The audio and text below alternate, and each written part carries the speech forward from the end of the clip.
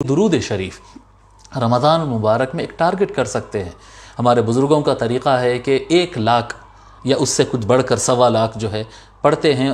کوئی بھی ذکر ہو 1.25 مرتبہ ختم کرتے ہیں، اس کو ختم کہتے ہیں، اس کا نام ہوتا ہے ختم. درود شریف کا ختم کرا رہے ہیں، یعنی 1.25 مرتبہ پڑھتے ہیں.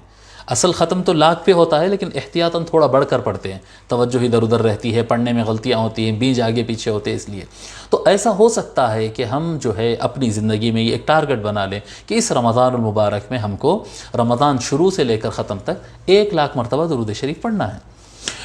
1 لاکھ یہ بہت زیادہ بڑا نمبر نہیں ہے. یہ اگر آپ سوچیں گے کہ یہ تو بہت بڑا نمبر ہوگا، نہیں، بہت بڑا نمبر نہیں. اچھا 1 لاکھ بہت زیادہ دکھ رہا ہے آپ کو، چلو ٹھیک ہے، آپ 1 لاکھ مت کرو، 70,000 کر لو.